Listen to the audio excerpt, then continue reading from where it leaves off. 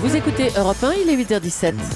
L'interview politique d'Europe 1. Jean-Pierre Elkabbach, vous recevez ce matin le député UMP de l'Aube, François Baroin. Messieurs, c'est à vous. D'abord parce que Jean-François Copé organise un après-midi pour évaluer 5 ans de sarkozysme et juger, paraît-il, 10 ans de droite au pouvoir. Bienvenue, François Baroin. Bonjour. Bonjour, vous qui êtes si rare et que vous exprimez peu.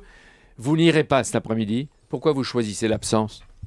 Parce que je trouve que c'est une drôle d'idée, au mieux inutile, au pire dangereuse, parce que le fait de vouloir organiser un regard objectif ou subjectif de la part de sa famille vis-à-vis du mandat de Nicolas Sarkozy ne permet pas de mettre en perspective les 5 années de Nicolas Sarkozy. Mais c'est une évaluation, c'est pas le procès de Nicolas Sarkozy. Vous pouvez prendre le problème par l'entrée, par la sortie, sous toutes les formes. Au final, ce sera interprété comme le procès de Nicolas Sarkozy. Il y aura des phrases, il y a eu des déclarations hier d'anciens ministres.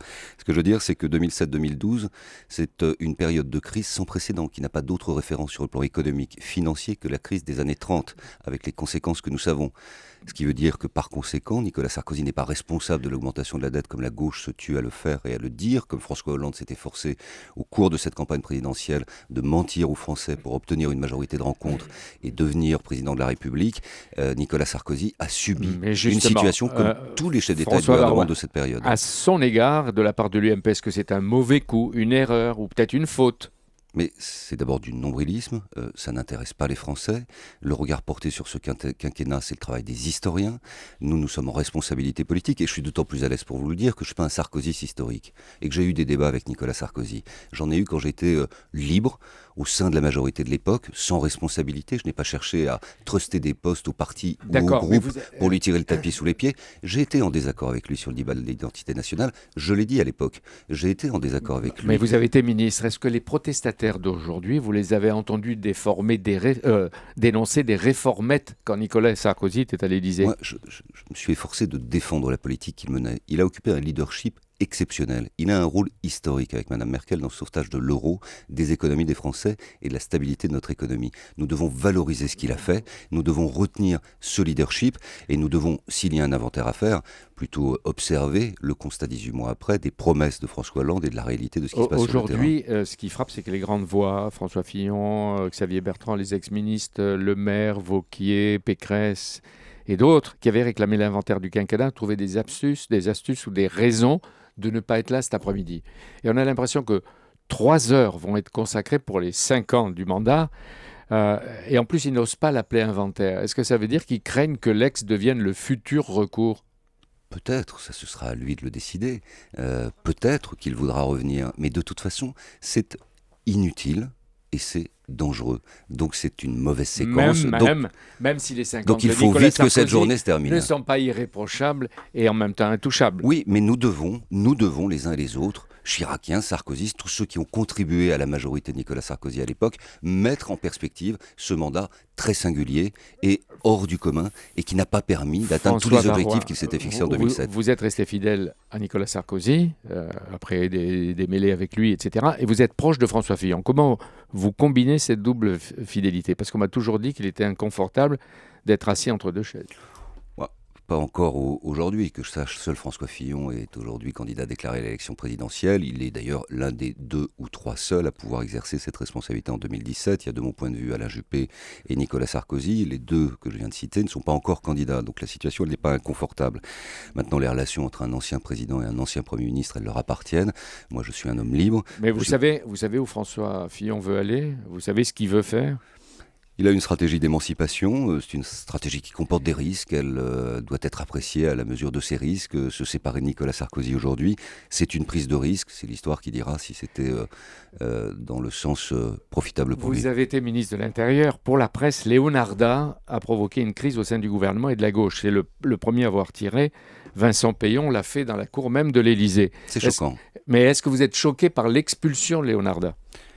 On est dans un état de droit. Il y a une décision de justice, il y a un cadre légal, elles doivent être appliquées. Elle est révélateur surtout de l'état de délabrement de la gauche dans son spectre le plus large à l'égard de la question d'autorité. Que le ministre de l'Éducation nationale vienne tacler son collègue de l'Intérieur dans la cour de l'Élysée, comme vous voulez le dire, juste après le Conseil des ministres, c'est choquant. C'est un problème d'autorité. D'où vient ce problème d'autorité ? À la fois, certainement, de la part du Premier ministre, mais du Président de la République. Vous savez, il y a une très jolie phrase de Malraux qui dit « L'autorité qui ne conduit pas à l'ordre mène au ridicule ». Je me demande sur cette affaire, comme sur les dernières, si on n'est pas parvenu à ce stade du ridicule. Mais Manuel Valls assume le fait d'être le chef. Les policiers, est-ce qu'ils n'ont pas appliqué trop mécaniquement la loi et d'une manière un peu trop brutale ? Là, c'est difficile, je ne connais pas la situation en tant que telle. On a procédé les uns et les autres, place Beauvau, à des expulsions. La fermeté et l'humanité ont toujours fait partie des dogmes. La loi a été votée par cette majorité. La circulaire d'application a été déclinée par ce ministère de l'Intérieur. Et que certains veuillent la peau de Manuel Valls sur ce dossier, c'est dire à quel point Certains veulent la il peau, vous n'accepte... voulez dire à gauche ? À gauche, bien sûr. C'est quand même curieux, c'est un étrange paradoxe. C'est la droite aujourd'hui qui vole au secours de Manuel Valls uniquement pour l'application d'un texte et de décisions de justice. Ça veut dire qu'il est plutôt de votre côté, à droite, ça veut dire qu'il perçu comme quelqu'un il est à de peu droite. près le seul à vouloir faire son travail, qui est un travail à la fois effectivement d'autorité et d'établissement de l'ordre. Maintenant, est-ce qu'il le fait bien dans toutes les circonstances ? J'en sais rien. Et dans ce cas précis, apparemment, il y a une enquête, mais en aucune façon ça ne justifie ces cris d'orfraie qu'on a entendus hier. Vous avez entendu justement le Premier ministre Jean-Marc Ayrault, s'il y a eu faute, a-t-il dit, l'arrêté de reconduite à la frontière sera annulé. Cette famille reviendra pour que sa situation soit réexaminée. Ce sera la double peine pour ce gouvernement. Parce que ça voudra dire que le ministre de l'Intérieur a tenté quelque chose avec des circulaires d'application. Ça veut dire que son préfet et les forces de l'ordre n'ont pas tenu compte de la circulaire. Ça veut dire qu'il y a eu une faute. Et ça veut dire qu'au final, la personne expulsée, avec la douleur que ça représente, reviendra dans des conditions tellement médiatisées que ce sera un échec global de la politique de reconduite aux frontières. Est-ce que vous voulez me dire ce que vous pensez de cette phrase ? Le retour de Leonarda en France serait un très mauvais signal de la part du gouvernement. On continuerait de nourrir les extrémismes et les populismes. Vous savez de qui elle est ? Non. De Luc Carvounas, sénateur PS du Val-de-Marne. Oui, donc il y a une débat. Contradiction et un débat entre le Premier ministre et un certain nombre des élus. Non, mais clairement, vous avez une partie de la gauche qui est mal à l'aise avec la problématique d'autorité et qui veut au fond que la France accueille toute la misère du monde. Sur la question des droits d'asile, d'ailleurs, c'est assez simple. Il y a des procédures, il y a des droits, il y a des avocats. Il y a 80% des gens qui sont déboutés. Les parents de cette Leonarda ont probablement été dans les 80%. Voilà, c'est dommage, c'est ainsi, c'est triste, c'est douloureux de l'entendre. Mais la force du droit doit s'imposer au droit de la force. Et est-ce que vous demandez ce matin que le moment venu, probablement après l'enquête, le président de la République, François Hollande, s'exprime ? Mais le cas de figure où, imaginons que l'arrêté de reconduite à la frontière est annulé et que cette jeune fille revienne en France, poussera automatiquement le ministre de l'Intérieur à la démission. Donc à ce moment-là, il sera certainement obligé de parler. Mais vous demandez la démission du ministre de l'Intérieur, vous ? Sûrement pas. Il avait été ? Je le soutiens. Et je soutiens la démarche d'application des circulaires déclinant des lois de reconduite à la frontière dans la fermeté et l'humanité, selon le slogan. François Baroin, une dernière question. Aux côtés de Jacques Chirac et de Nicolas Sarkozy, vous avez connu des moments difficiles, des phases d'impopularité. À quelles conditions, d'après vous, le président Hollande pourrait-il renouer avec la confiance, donc avec la popularité ? Qu'est-ce qu'on attend d'un président de la République ? Qu'il fixe un cap, qu'il définisse une méthode de travail, qu'il fixe des objectifs, qu'il inscrive dans un calendrier. Le drame, depuis 18 mois, dans notre pays, c'est que François Hollande, est-ce que c'est sa nature ? Est-ce qu'il a été déformé par la rue de Solferino ? Est-ce qu'au fond, son expérience de l'État était insuffisante au point de donner le sentiment d'un brouillon permanent sur chaque sujet ? Mais c'est un problème, en effet, d'autorité.